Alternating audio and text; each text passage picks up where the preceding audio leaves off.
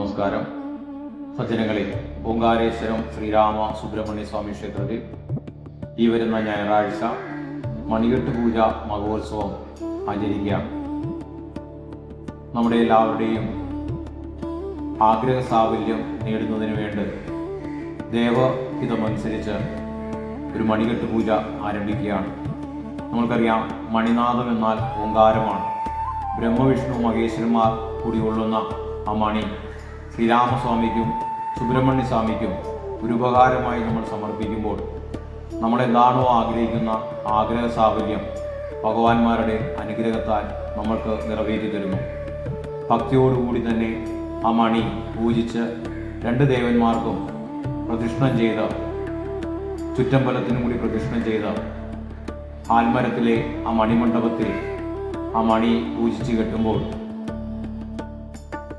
ആ വിഷ്ട വരദായനായിരിക്കുന്ന ശ്രീരാമസ്വാമിയും സുബ്രഹ്മണ്യ സ്വാമിയും നമ്മളെ അനുഗ്രഹിക്കുകയും നമ്മുടെ ആഗ്രഹ സാഫല്യങ്ങൾ ഭഗവാന്മാർ നിറവേറ്റി തരികയും ചെയ്യുന്നു.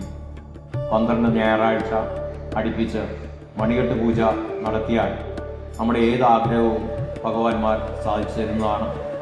മംഗല്യഭാഗ്യം, സന്താനലാഭ്യം, ഉദ്യോഗലാഭ്യം, ഗൃഹനിർമ്മാണം, അങ്ങനെ ഏത് ആഗ്രഹങ്ങളും നമ്മുടെ ഭഗവാന്മാരുടെ ശിരസിനിൽ വന്ന് അവരോട് പ്രാർത്ഥിച്ച് ആഗ്രഹം നടക്കണമെന്ന് പ്രാർത്ഥിച്ചാൽ തീർച്ചയായിട്ടും ഭഗവാന്മാരുടെ അനുഗ്രഹത്താൽ ആഗ്രഹ സാഫല്യം നിറവേറ്റുന്നതാണ്.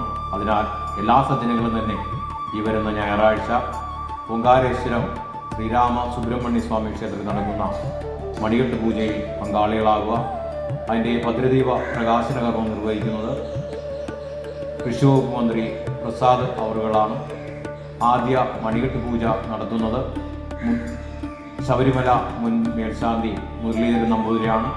വിശിഷ്ട അതിഥിയായി എത്തുന്നത് വക്കം TS വിനീതകുറ്റി അവറുകളാണ്. മുഖ്യ കാർമ്മികത്വം വഹിക്കുന്നത് ക്ഷേത്രം തന്ത്രി കുശേന്ദ്രൻ തന്ത്രി അവറുകളാണ്. എല്ലാ സജ്ജനങ്ങളെയും ഈ ക്ഷേത്രത്തിൽ നടക്കുന്ന മണികെട്ട് പൂജ മഹോത്സവത്തിലേക്ക് സാദരം ക്ഷണിച്ചുകൊള്ളുന്നു. ഞാൻ ക്ഷേത്രം മേൽശാന്തി D. രജി മഹേശ്വർ, കണിയർമുഖം.